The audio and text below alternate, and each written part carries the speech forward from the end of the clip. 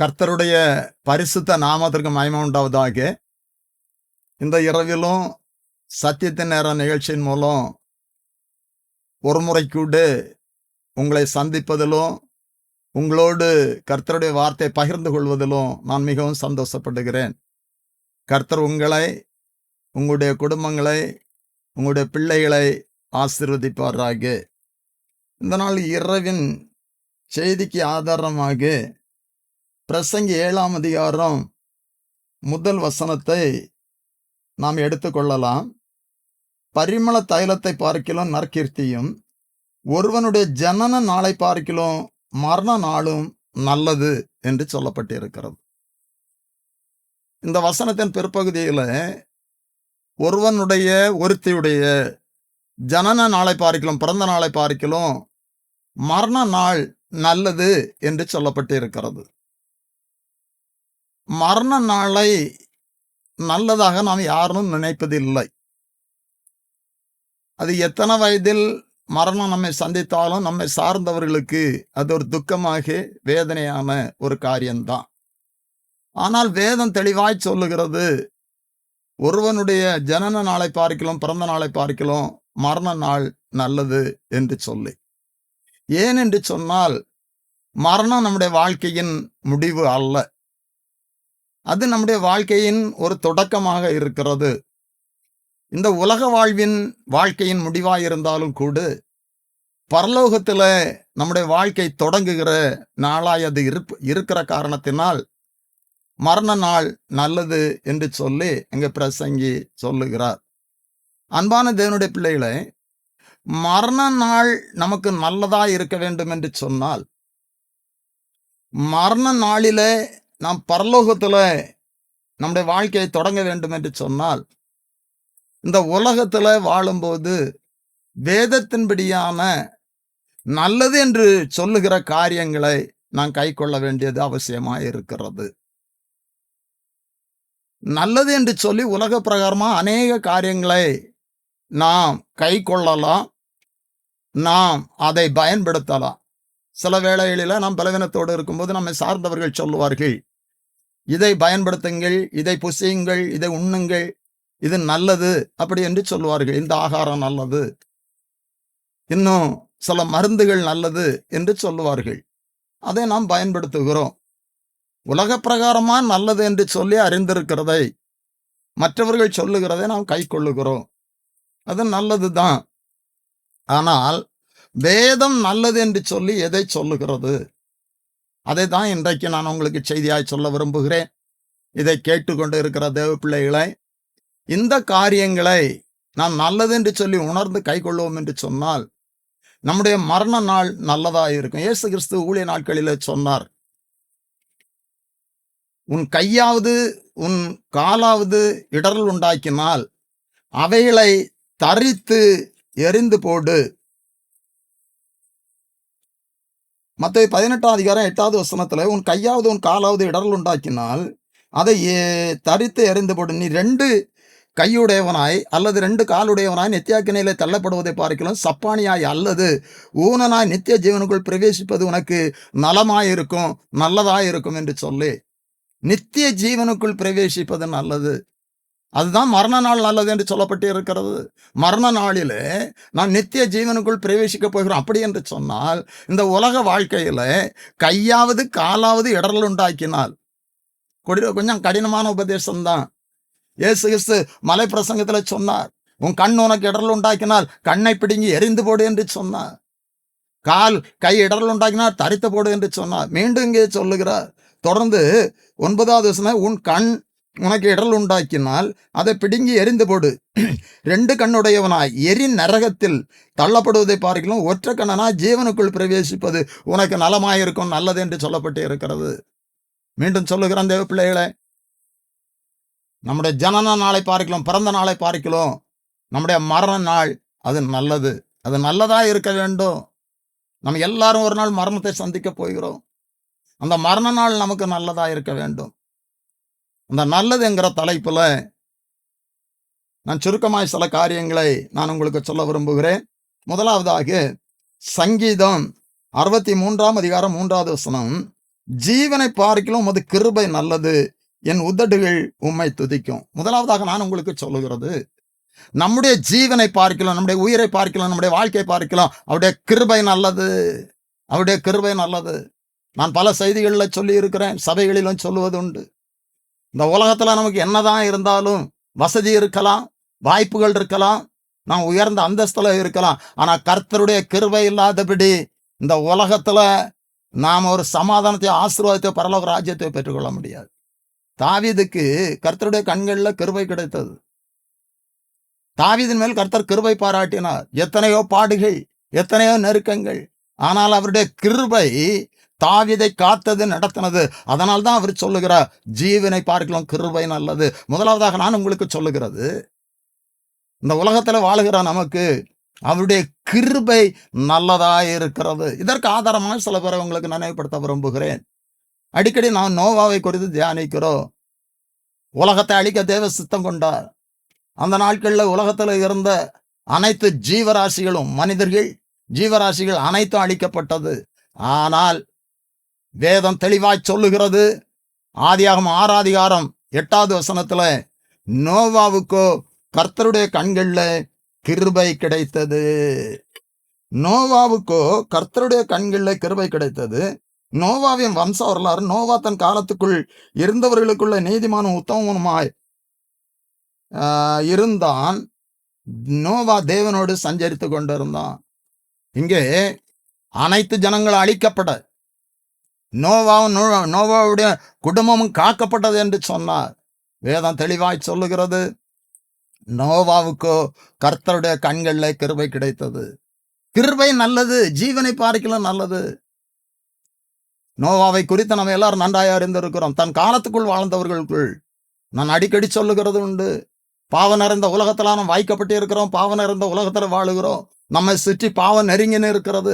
அந்த பாவத்தை தள்ளிவிட்டு ஓட வேண்டும் என்று சொல்லி வேதம் தெளிவாய் சொல்லுகிறது. இந்த நோவா பாவம் நிறைந்த ஜனங்கள் மத்தியில் வாழ்ந்தாலும் கூட இந்த பாவத்திற்கு நான் அடிமையாகவில்லை. இந்த பாவத்தை வெறுத்து தள்ளிவிட்டு அவனுடைய வாழ்க்கையிலே ஓடினான். அதனால தான் எல்லா ஜனங்களையும் சிருஷ்டித்ததற்காக தேவன் மனஸ்தாபப்பட்டார். ஆனால் நோவாவை குறித்து சந்தோஷப்பட்டார். அன்பான தேவனுடைய பிள்ளைகளை, நம்மை சிருஷ்டித்தவர் சந்தோஷப்படணும்.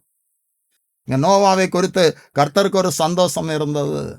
அதனால தான் நோவாவுக்கோ கர்த்தருடைய கண்களில் கிருபை கிடைத்தது. அந்த கிருபை தான் நோவாவின் குடும்பத்தையும் காத்தது, தொடர்ந்து ஆசீர்வதித்தது.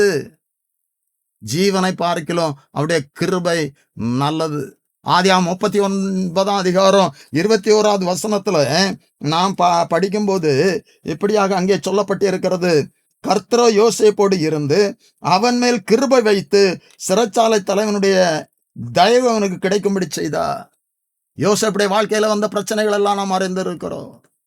சகோதரர்களை கொல்ல சதி பண்ணினார்கள், விற்று போட்டார்கள், அடிமையாக வேலை செய்தான். செய்யாத குற்றத்திற்காக சிறைச்சாலைக்கு செல்லுகிறான்.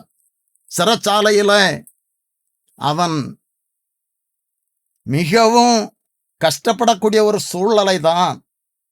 சிறைச்சாலை என்பது ஒரு சந்தோஷமான இடம் அல்ல, மிகவும் வேதனையான ஒரு அனுபவம். ஆனால் எந்த இடத்துல இருந்தாலும் யோசேப்பு கர்த்தரோடு இருந்தான். யோசேப்பு மேல் கர்த்தர் கிருபை வைத்து என்று சொல்லப்பட்டு இருக்கிறது. சகோதரருடைய கண்களில் கிருபை கிடைக்காமல் போகலாம். உண்மையாய் வேலை செய்த எஜமானுடைய கண்களில் அவனுக்கு கிருபை கிடைக்கவில்லை. ஆனால் அன்பான தேவனுடைய பிள்ளைகளை, நான் உங்களுக்கு சொல்லுகிறேன், அனைத்தையும் அறிந்திருக்கிற, பார்த்து கொண்டிருக்கிற கர்த்தர் யோசேப்பின் மேல் கிருபை வைத்தார். இந்த வார்த்தை கேட்டுக்கொண்டிருக்கிற தேவ பிள்ளைகளை, இந்த உலக மனிதர்கள், நீங்கள் நேசித்தவர்கள் உங்களை வெறுக்கலாம். அவர்கள் உங்கள் மேல் கிருபை வைக்காமல், உங்கள் மேல் ஒரு அன்பு வைக்காமல் இருக்கலாம். ஆனால் கர்த்தருடைய அன்பும் கிருபையும் இன்றைக்கு நமக்கு உண்டு, உங்களுக்கு உண்டு. சிறைச்சாலையில் இருந்த யோசேப்போடு கர்த்தர் இருந்தார் என்று சொல்லி பார்க்கிறோம். இந்த வசனம் தெளிவாய் சொல்லுகிறது, கர்த்தரோ யோசேப்போடு இருந்து. சிறைச்சாலையில் இருந்தாலும் யோசேப்போடு இருந்தா, யோசேப்பும் கர்த்தரோடு இருந்தான். அது செய்தியினுடைய மறுபக்கம். நான் எப்பொழுதும் சொல்லுகிறது, கர்த்தருடைய ஆசீர்வாதத்தை நான் பெற்றுக்கொள்ள வேண்டும் என்று சொன்னால் நான் செய்ய வேண்டியதை நான் செய்யணும். கர்த்தர் செய்ய வேண்டியதை கர்த்தர் செய்வார். எந்த சூழ்நிலையிலும் பாவம் செய்யாதபடி கர்த்தருக்கு பயந்து கர்த்தரோடு இருந்தான் யோசேப்பு. யோசேப்போடு கர்த்தர் இருந்தா. இன்று நம்மோடு கர்த்தர் இருக்க வேண்டும் என்று சொன்னார். இந்த வார்த்தையை கேட்டுக்கொண்டிருக்கிற தேவ பிள்ளைகளே, உங்களோடு கர்த்தர் இருக்க வேண்டும் என்று சொன்னால் நாம் கர்த்தரோடு இருக்கணும். நீங்க கர்த்தரோடு இருக்கணும். அவர் நம்மோடு இருப்பார். எப்படிப்பட்டதான சூழ்நிலையா இருந்தாலும் அவருடைய கிருபை நம்மை தாங்கும். இங்கே தான் சொல்லப்பட்டு இருக்கிறது, கர்த்தரோ யோசேப்போடு இருந்து அவன் மேல் கிருபை வைத்து சிறைச்சாலை தன்னுடைய தயவு அவனுக்கு கிடைக்கும்படி செய்தார். அதனால தான் அங்க சிறைச்சாலையில இருந்த பானபாத்திரக்காரனும் சுயம்பாகியும் சொப்பனம் கண்டு கலங்கி கொண்டிருந்த வேளையில் அதற்கு அர்த்தத்தை சொன்னான். தொடர்ந்து அந்த பானபாத்திரக்காரன் யோசேப்பை மறந்தாலும் கூட ஒரு சூழ்நிலையில அவனும் நினைக்கத்தக்கதாக கர்த்தர் கிருபை செய்தா யோசேப்பு அங்க உயர்த்தப்படுகிறான். கிருபை நம்மை உயர்த்தும். நோவாவை காத்த கிருபை யோசேப்பை உயர்த்திய கிருபை. யோசேப்பை காத்தது, உயர்த்தியது. இன்றைக்கு அவருடைய கிருபை நல்லது. நான் மீண்டும் சொல்லுகிறேன், இந்த உலகத்துல நமக்கு எது இல்லாவிட்டாலும் கர்த்தருடைய கிருபை மட்டும் இருந்தா போதுங்க. என்னுடைய வாழ்க்கையில நான் அனுபவித்திருக்கிறேன். எல்லாம் எதிரான சூழ்நிலையில, எதுவுமே இல்லாத ஒரு நாட்களில கர்த்தருடைய கிருபை என்னை தாங்கினது, நடத்தினது, என்னை உயர்த்தியது.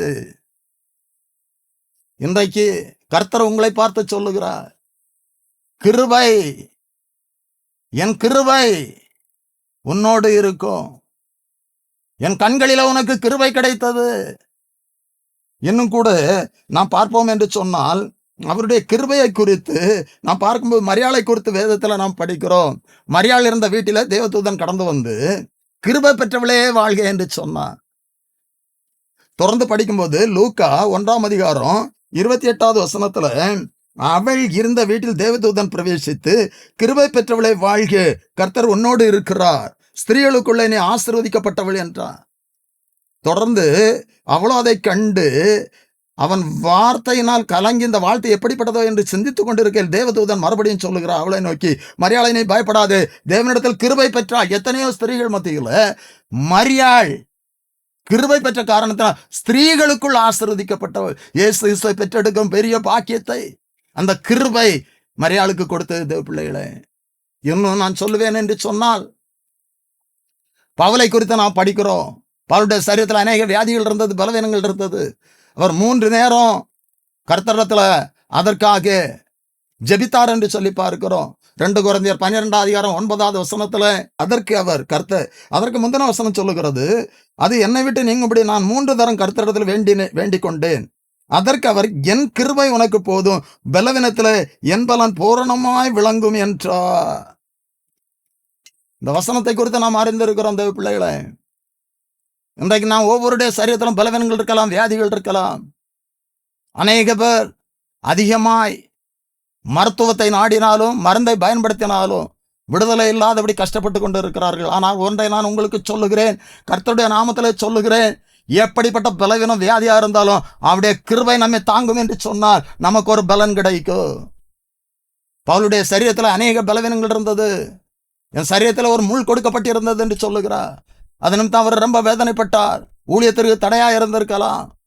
ஆனால் கர்த்தர் இங்கே சொல்லுகிறார், என் கிருபை உனக்கு போதும், என் கிருபை உனக்கு போதும், உன் பலவீனத்துல என் பலன் பூரணமாய் விளங்கும். அப்ப அவருடைய கிருபை தாங்குகிறது. தேவ பிள்ளைகளே, உங்களுக்கு முன்பாய் நிற்கிற, உங்களோடு பேசி கொண்டிருக்கிற நான் ஒரு பலவீனம் தான்.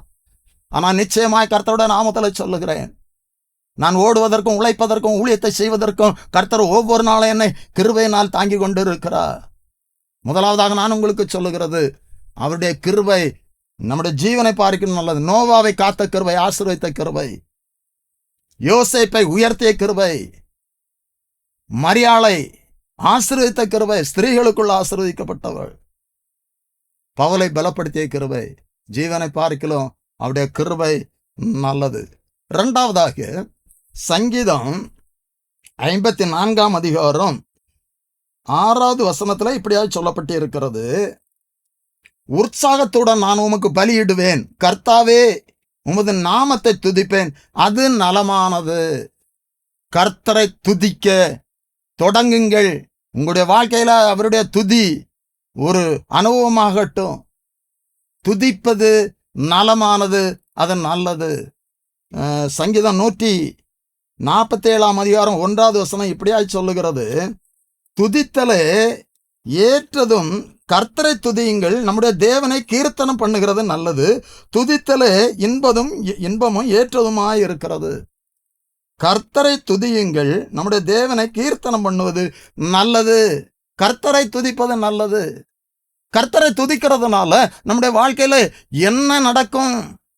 அவரை துதிப்பதனால நம்முடைய வாழ்க்கையில கர்த்தர் எப்படிப்பட்டதான கிரியைகளை செய்கிறார் என்று சொல்லி வேதத்திலிருந்து சில காரியங்களை உங்களுக்கு நினைவுபடுத்த விரும்புகிற அந்த பிள்ளைகளை நீங்கள் மனதிலே பதித்துக் கொள்ளுங்கள், புரிந்து கொள்ளுங்கள். 2வதாக கர்த்தரை துதிப்பது நல்லது. இஸ்ரவேல் ஜனங்கள் எகிப்திலிருந்து வெளியே வந்தார்கள், அநேக தடைகளை தாண்டி வந்தார்கள். இப்பொழுது எரிகோ அவர்களுக்கு முன்பாக அடைக்கப்பட்டு இருக்கிறது. எரிகோ அவர்களுக்கு முன்பாக அடைக்கப்பட்டு இருக்கிறது. யோசுவா 6ஆம் அதிகாரம் 1 வசனத்தில் படிக்கும்போது எரிகோ இஸ்ரவேல் புத்திரருக்கு முன்பாக அடைக்கப்பட்டிருந்தது. ஒருவரும் வெளியே போகவும் இல்லை, ஒருவரும் உள்ளே வரவும் இல்லை. அப்படிப்பட்டதான ஒரு சூழ்நிலை. எரிகோ அவர்களுக்கு அடைக்கப்பட்டு இருக்கிறது. ஒருவரும் வெளியே போக முடியல, உள்ளே வர முடியல. இப்பொழுது கர்த்தர் சொன்னார், நீங்கள் 6 நாள் 6 வேளை சுற்றி வரணும், 7ஆம் நாள் 7 நேரம் சுற்றி வந்து துதியுங்கள் என்று சொல்லி கர்த்தர் யோசுவாவை நோக்கி, இதோ எரிகோவையும் அதன் ராஜாவையும் யுத்த வீரரையும் உங்கள் கையில் ஒப்பு கொடுத்தேன். யுத்த புருஷராகிய நீங்கள் அனைவரும் பட்டணத்தை சூழ்ந்து ஒரு தரம் சுற்றி வாருங்கள். இப்படி 6 நாள் செய்ய கடவீர்கள்.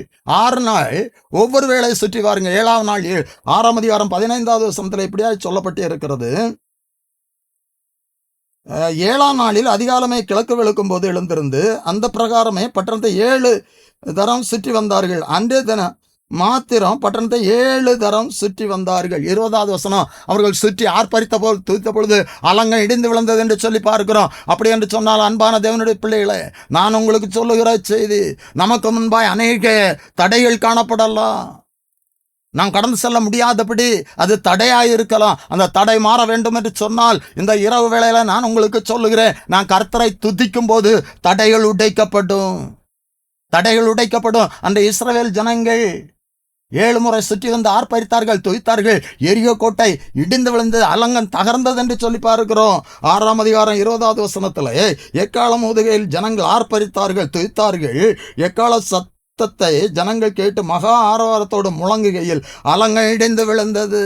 எரிகோ கோட்டை குறித்து சரித்திர ஆசிரியர்கள் சொல்லும் போது அது பல ரதங்கள் ஓடுகிற வீதி உள்ள ஒரு கோட்டையாம், மிகவும் உறுதியான கோட்டையாம். பீரங்கி வைத்து உடைத்தாலும் உடைக்க முடியாத உறுதி உள்ள கோட்டை என்று சொல்லப்பட்டிருக்கிறது. ஆனால் எந்த சக்தியாலும் உடைக்க முடியாத ஒரு எரிகோ கோட்டையை அல்லது நமக்கு முன்பாய் காணப்பட்ட தட்டைகளை துதியினால் உடைக்க கர்த்தர் வல்லவராயிருக்கிறார். துதிப்பது நல்லது. துதிக்கும் போது நமக்கு முன்பாய் காணப்படுகின்ற இந்த தடைகள் உடைக்கப்படும் தேவ பிள்ளைகளை. இன்னும் இதற்கு சான்றாக 2 நாளாகமும் 20ஆம் அதிகாரம் 1 வசனத்தில் இப்படியா சொல்லப்பட்டு இருக்கிறது, இதற்கு பின்பு மோவா புத்திரரும் அம்மோன் புத்திரரும் அம்மோனியருக்கு அப்புறத்தில் உள்ள மனுஷரும் கூட யோசபாத்திற்கு விரோதமாய் யுத்தம் பண்ண வந்தார்கள். அதிகமான கூட்டம் யோசபாத் ராஜாவுக்கு எதிராய் யுத்தம் பண்ணுவதற்கு வந்தார்கள். தொடர்ந்து படிக்கும்போது யோசபாத்து பயந்து உபவாசத்தை குறிவித்தான். 12வது வசனத்தில் இப்படியா சொல்லுகிறாள், எங்கள் தேவனே அவர்களை நியாயம் தீர்க்க மாட்டீரோ? எங்களுக்கு விரோதமாய் வந்த இந்த ஏராளமான கூட்டத்திற்கு முன்பாய் நிற்க எங்களுக்கு பலன் இல்லை. நாங்கள் செய்ய வேண்டியது என்னதென்று எங்களுக்கு தெரியவில்லை. ஆகையால் எங்களுடைய கண்கள் உமையை நோக்கி கொண்டிருக்கிறது என்றார். நம்முடைய வாழ்க்கையில் இப்படிப்பட்டதான அனுபவங்கள் கடந்து வருகிறது உண்டு. நமக்கு எதிராக சில சூழ்நிலைகள் கடந்து வரும்போது நமக்கு என்ன செய்ய வேண்டும் என்பது தெரியாமல் கலங்கி கொண்டிருக்கலாம். எந்த நாளில் இந்த வார்த்தையை கேட்டுக்கொண்டிருக்கிற தேவ பிள்ளைகளே, உங்களுடைய வாழ்க்கையில் எப்படிப்பட்டதான அனுபவம் காணப்படலாம். ஆனால் கர்த்தருடைய நாமத்திலே ஒன்றே உங்களுக்கு சொல்லுகிறேன், நீங்கள் கர்த்தருடைய பிள்ளைகளாக இருந்தால் துதிக்க தொடங்குங்கள். நிச்சயமாய் உங்களுக்கு எதிராக காணப்பட்ட தடைகள் மாறும், உடைக்கப்படும். துதினால் எரிகோ கோட்டை உடைத்த கர்த்தர். இங்கே நடந்தது என்ன? 22வது வசனத்தில் நான் படிக்கும்போது, அவர்கள் பாடி துதி செய்ய தொடங்கிய போது யூதாவுக்கு விரோதமாக வந்து பதிவிருந்த அம்மோன் புத்திரரையும் மோவாபியரையும் சேயின் மலை தேசத்தாரையும் ஒருவரை கர்த்தர் எழும்ப பண்ணினதினால் அவர்கள் வெட்டுண்டு விழுந்தார்கள். இந்த 3 கூட்டத்திற்குள்ளும் ஒருவருக்கு ஒரு விரோதமாய் யுத்தம் செய்வதற்கு எழும்புவதற்கு கர்த்தர் கிரியை செய்தார். துதி செய்ய தொடங்கும் போது இப்படிப்பட்டதான அற்புதங்களை கர்த்தர் செய்வார். தேவ பிள்ளைகளே, யோசபாத் ராஜாவில் எதிர்த்து நிற்க பலம் இல்லை. அந்த கூட்டத்தை கண்டு பயந்து உபவாசத்தை குறிவித்தார் என்று சொல்லி பார்க்கிறோம். ஆனால் அவருடைய கையில ஒரு ஆயுதம் இருந்தது, துதியின் ஆயுதம். இன்றைக்கு இந்த வார்த்தையை கேட்டுக்கொண்டிருக்கிற தேவ பிள்ளைகளே, உங்களுக்கு எதிரான சூழ்நிலைகள் உங்களை பயமுறுத்தி கொண்டிருக்கலாம். அதனால் நீங்கள் பயந்து கொண்டிருக்கலாம். கர்த்தர் இன்றைக்கு உங்களை பார்த்து சொல்லுகிறார், நீ துதி செய்ய தொடங்கினார். நீ துதிக்கும் போது நான் உனக்காக யுத்தம் பண்ணுவேன். அதற்கு முன்பாய் பார்க்கிறோம், இந்த யுத்தம் கர்த்தருடையது என்று சொல்லப்பட்டிருக்கிறது தீர்க்கதரிசியின் மூலம். நமக்கு எதிராய் வருகிற பிரச்சனைகளை அவர் பார்த்து கொள்வார். நம்ம அவருடைய பிள்ளைகளாய் துதிப்போம் என்று சொன்னார். இங்கே ஒருவருக்கு ஒருவராய் எதிராக வந்து வெட்டுண்டு அழிந்தார்கள் என்று சொல்லி பார்க்கிறோம். இன்னும் நாம் அறிந்திருக்கிறோம், பவுலும் சீலாவும் ஊழியத்து நிமித்தம் சிறைச்சாலையில் அடைக்கப்பட்டிருக்கையில் அங்கே அவர்கள் கர்த்தரை துதித்தார்கள். கர்த்தரை துதித்தார்கள். அப்போஸ்தலர் 16 25 வசனத்துல, நடுராத்திரியிலே பவுலும் சீலாவும் ஜெபம் பண்ணி தேவனை துதித்து பாடினார்கள். காவலில் வைக்கப்பட்டவர்கள் அதை கேட்டுக்கொண்டிருந்தார்கள். அடுத்த வசனம் சொல்லுகிறது, சடிதியிலே சிறைச்சாலையின் அஸ்திவாரங்கள் அசையும்படியாக பூமி மிகவும் அதிர்ந்தது. உடனே கதவுகள் திறவுண்டது. அவர்கள் கைது செய்யப்பட்டு கட்டப்பட்டு சிறைச்சாலையில் அடைக்கப்பட்டு இருக்கிறார்கள். அந்த வசனத்தில் நாம் பார்க்கிற நடுராத்திரியில பவுலும் சீலாவும் ஜெபம் பண்ணி தேவனை துதித்து பாடினார்கள். தேவனை துதித்து பாடினார்கள். அந்த துதியின் வல்லமை சிறைச்சாலை அஸ்திவாரத்தை அசைய செய்தது. சிறைச்சாலை கதவை திறக்க செய்தது. அடைக்கப்பட்ட சூழ்நிலையில ஒருவேளை காணப்படலாம், நெருக்கமான சூழ்நிலையில காணப்படலாம். பவுலும் சீலாவும் தூத்த பொழுது அங்கே கர்த்தருடைய வல்லமை இறங்கிட்டு தேவ தூதன் வந்தா. இங்கே சிறைச்சாலை கதவு திறந்தது என்று சொல்லி பார்க்கிறோம். நமக்கு முன்பாக அடைக்கப்பட்டு இருக்கிற வாசல்கள் திறக்கப்பட வேண்டும் என்று சொன்னார். இந்த நாளிலே நான் துதிப்போம் என்று சொன்னால் நம்முடைய கதவுகள் திறக்கும். நமக்கு முன்பாக அடைக்கப்பட்டு இருக்கிற கதவுகள் திறக்கும் தேவ பிள்ளைகளை. இரண்டாவதாக நான் உங்களுக்கு சொல்லி கொண்டு இருக்கிறேன், துதிப்பது நல்லது.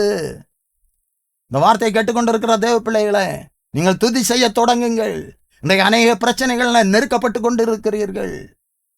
பிரச்சனை எதுவா இருந்தாலும் சரி, ஒருவேளை வியாதியா இருக்கலாம், கடன் பிரச்சனைகளா இருக்கலாம், இன்னும் பல சூழ்நிலைகள்ல நீங்கள் நெருக்கப்பட்டு இருக்கலாம். சிறைச்சாலையில இருக்கிறது போல அனுபவத்தில் காணப்படலாம். நான் நிச்சயமாய் சொல்லுகிறேன், கர்த்தருடைய நாமத்தில் சொல்லுகிறேன், நீங்கள் துதி செய்ய தொடங்கும் போது உங்களுக்கு எதிராக காணப்படுகின்ற எல்லா தடைகளும் உடைக்கப்படும். சிறைச்சாலை கதவு திறந்தது. மூன்றாவதாக ஒரு காரியத்தை நான் உங்களுக்கு சொல்ல விரும்புகிறேன். குடும்பத்திற்கு ஏற்றதான ஒரு காரியமாய் காணப்படுகிறது. நீதிமொழிகள் 15 17 வசனத்துல, பகையோடு இருக்கும் கொளுத்த எருதின் கரியை பார்க்கிலும் சிநேகத்தோடு இருக்கும் இலைக்கரியே நல்லது. பகையோடு இருக்கும், இந்த வசனம் எப்படியா சொல்லுகிறது, பகையோடு இருக்கும் கொளுத்த எருதின் கரியை பார்க்கிலும் சிநேகத்தோடு இருக்கும் இலைக்கரியே நல்லது. இன்னும் தொடர்ந்து அங்க நீதிமொழியில சாலோமன் எழுதுகிறதை பார்க்கும்போது 17 முதல் வசனத்துல, சண்டையோடு கூடிய வீடு நிறைந்த கொழுமையான பதார்த்தங்களை பார்க்கிலும் அமெரிக்கையோட சாப்பிடும் வெறும் துணிக்கே நல்லது என்று சொல்லப்பட்டு இருக்கிறது. நான் அந்த 17 வசனத்துல படித்தோம், பகையோடு இருக்கும் நம்முடைய குடும்பத்துல சமாதானம் இல்லாத சூழ்நிலையில எருதின் கறி, கொளுத்த எருதின் கறி, நல்ல ஒரு செழிப்பான உணவு நம்முடைய வீட்டில் ஆயத்தம் செய்யப்பட்டு இருந்தாலும் ஒரு சமாதானம் இல்லாவிட்டால் அதை விட சிநேகத்தோடு இருக்கும் இலைக்கரியே நல்லது. என்னதான் இருந்தாலும் சமாதானம் இல்லைன்னா ஒன்றும் இல்லை, சமாதானத்தோடு இருப்பது நல்லது, சமாதானத்தை பெற்றுக்கொள்வது நல்லது என்று சொல்லி நான் உங்களுக்கு சொல்லுகிறேன். 21 19 சண்டைக்காரியும் கோபக்காரியுமான ஸ்திரீயுடன் குடியிருப்பதை பார்க்கிலும் வனாந்தரத்தில் குடியிருப்பது நலம். நான் ஸ்திரீகளை குறையாய் சொல்லுவதற்கு தயாராக இல்லை. குடும்பத்துல அநேக கணவன்மார் மூலமும் பிரச்சனைகள் காணப்படுகிறது. ஆனால் வேதம் தெளிவாய் சொல்லுகிறது, நல்லது எது, நம்முடைய குடும்பத்துல ஒரு சமாதானம் நல்லது. அந்த சமாதானத்திற்கான காரியங்களை நாம் செய்ய வேண்டும் பிள்ளைகளை. இன்றைய அநேகருடைய கிரியைகளினால குடும்பங்கள்ல பிரச்சனை, அநேகருடைய நடத்தையினால, கணவனுடைய நடத்தையினால, மனைவியுடைய நடத்தையினால குடும்பங்கள்ல பிரச்சனை காணப்படுகிறது. ஒரு சமாதானம் இல்லாத சூழ்நிலை. அதனால் தான் கொளுத்த எருதின் கரியை பார்க்கலாம் அமெரிக்காவோடு கூடிய இலைக்கரியே நல்லது என்று சொல்லி அங்கே சாலோமன் எழுதுகிறார். இன்னும் 21ஆம் அதிகாரத்துல 9வது வசனத்திலும் கூட சண்டைக்காரியோட ஒரு பெரிய வீட்டில் குடியிருப்பதை பார்க்கலாம் வீட்டின் மேல் ஒரு மூலையில் தங்கி இருப்பது நலம் நல்லது என்று சொல்லுகிறார். வீட்டுல இதனுடைய இந்த வசனங்களுடைய அர்த்தம் என்ன என்று சொன்னால், நான் உங்களுக்கு சொல்லுகிற செய்தி, பெரிய வீடா இருக்கலாம், பெரிய வசதியா இருக்கலாம், நம்முடைய ஆகாரத்திற்கு கொளுத்த எருதின் கறி இருக்கலாம், ஆனால் அமெரிக்க இல்லை என்று சொன்னால், சமாதானம் இல்லை என்று சொன்னால், ஒன்றும் இல்லை தேவ பிள்ளைகளே, சமாதானத்தோடு இருப்பது நல்லது நல்லது. அந்த சமாதானத்தை பெற்றுக்கொள்ள வேண்டும் என்று சொன்னால் இயேசு நம்முடைய வாழ்க்கையில காணப்பட வேண்டும், நம்முடைய இல்லத்துல அவர் இருக்க வேண்டும். அதனால் தான் சொன்னார், வருத்தப்பட்டு பாரம் சுமப்பவர்களே நீங்கள் எல்லோரும் என்னிடத்தில் வாருங்கள், நான் உங்களுக்கு இளைப்பால் தருவேன் என்று சொன்னார். உயிர்த்தெழுந்த இயேசு கிறிஸ்து சொன்னார், உங்களுக்கு சமாதானம் என்று சொன்னார். யோவான் 14ஆம் அதிகாரம் 27வது வசனத்துல, என்னுடைய சமாதானத்தை நான் உங்களுக்கு வைத்து போகிறேன், உலகம் கொடுக்கிற பிரகாரமாய் அல்ல, என்னுடைய சமாதானத்தை நான் உங்களுக்கு வைத்து போகிறேன் என்று சொன்னார். அன்பான தேவனுடைய பிள்ளைகளை, சமாதானம் இல்லாட்டு ஒன்றுமே இல்லை. இன்றைய அநேக குடும்பங்களில் சமாதானம் இல்லை, அநேகருடைய உள்ளத்துல சமாதானம் இல்லை.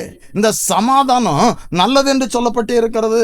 அந்த சமாதானத்தை நாம் பெற்றுக்கொள்ள வேண்டும் என்று சொன்னால் இயேசுவை நம்முடைய சொந்த இரட்சகராய் ஏற்றுக்கொண்டு நம்முடைய வாழ்க்கையில் அவருக்கு இடம் கொடுத்து நாம் அவரை பின்பற்றுவோம் என்று சொன்னார் நிச்சயமாய் நிச்சயமாய் அந்த 14ஆம் அதிகாரம் யோவான் 14ஆம் அதிகாரம் 27வது வசனத்தை நான் உங்களுக்கு ஒரு முறை கூட நினைவுபடுத்த விரும்புகிறேன் தேவ பிள்ளைகளே.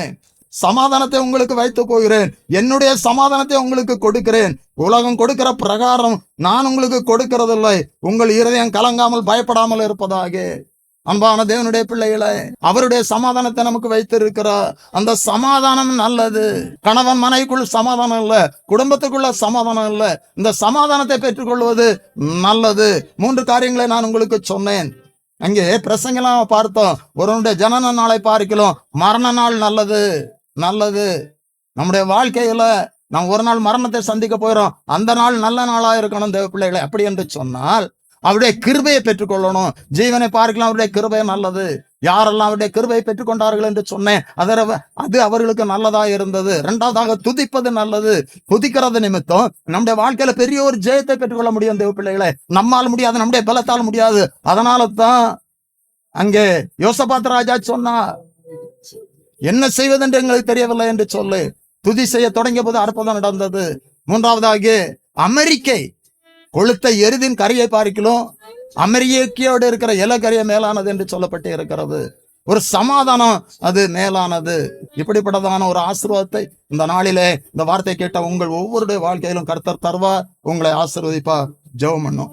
ஒருவனுடைய ஜனநாளை பார்க்கலாம், மரண நாள் நல்லது என்று சொல்லி இருக்கிற எங்கள் பரிசுத்த பரலோகத்தின் பிதாவே, ஆசீர்வாதமான இந்த இரவு வேளைக்காக உமக்கு ஸ்தோத்திரம் அப்பா. இந்த வேளை இந்த வார்த்தையை கேட்டுக்கொண்டிருக்கிற உம்முடைய பிள்ளைகளுக்காக நம்முடைய நாமத்துல உம்முடைய சமூகத்துல ஜெபிக்கிறேன். கர்த்தாவே, சத்தியத்தை அறிவில் சத்தியம் உங்களை விடுதலையாக்கும் என்று சொன்னீரே. இந்த நாளில் இந்த வார்த்தை கேட்ட ஒவ்வொருவரையும் கர்த்தர் ஆசீர்வதிங்கப்பா. ஒவ்வொருடைய வாழ்க்கையில இந்த வார்த்தையின் மூலம் கிரியை செய்யுங்கப்பா. எது நல்லது என்று சொல்லி நாங்கள் தியானித்தோம்.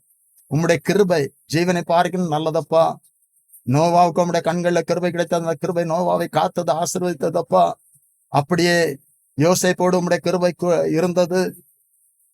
பவுலை உம்முடைய கிருபை பலப்படுத்தியது, மரியாதை ஆசீர்வதித்ததப்பா. அப்படியே உம்முடைய கிருபையினால் இந்த வசனத்தை கேட்ட ஒவ்வொருவரையும் நிரப்புங்கப்பா. துதிப்பது நல்லது. ஒவ்வொருவரும் துதித்து ஜெயம் பெற்றுக் கொள்ள உதவி செய்யுங்கப்பா. கர்த்தாவே, சமாதானம் நல்லதப்பா. இந்த உலகத்துல என்னதான் இருந்தாலும் சமாதானம் இல்லாவிட்டால் ஒன்றுமே இல்லை. அந்த சமாதானத்தை ஒவ்வொருவருக்கும் நீர் கட்டளையிடும்படி ஆட்சேபிக்கிறோம். இந்த நாளில வியாதியினால் சமாதானத்தை இழந்து தவிக்கின்ற ஒவ்வொருவருக்காக ஜெபிக்கிறேன். கடன் பிரச்சனையினால் சமாதானம் இழந்து தவிக்கின்ற ஒவ்வொருவருக்காக ஜெபிக்கிறேன். இன்னும் அநேக பிரச்சனைகளினால் சமாதானம் இல்லாதபடி காணப்படுகிற ஒவ்வொருவருக்காக ஜெபிக்கிறேன் அப்பா. இந்த வேளையில உம்முடைய கரம் ஒவ்வொருவருக்கும் நேராய் நீட்டப்படட்டும் அப்பா. ஒவ்வொருவரையும் ஒவ்வொரு குடும்பத்தையும் ஆசீர்வதியும். இந்த வார்த்தையின் மூலம் ஒவ்வொருடைய வாழ்க்கையிலும் நீர் கிரியை செய்யும் அப்பா. கர்த்தாவே, உம்முடைய நாமத்துல உம்முடைய ஜனத்தை வாழ்த்துகிறேன், ஆசீர்வதிக்கிறேன். ஆசீர்வதியும் மீட்பர் இயேசு கிறிஸ்துவின் ஜெபிக்கிறோம் நல்ல பிதாவே, ஆமென்.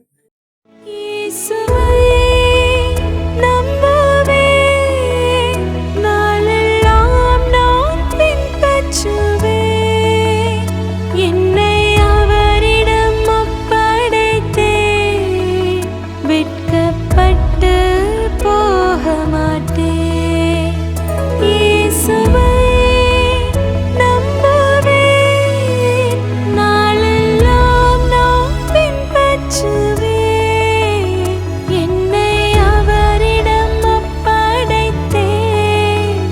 வெட்கப்பட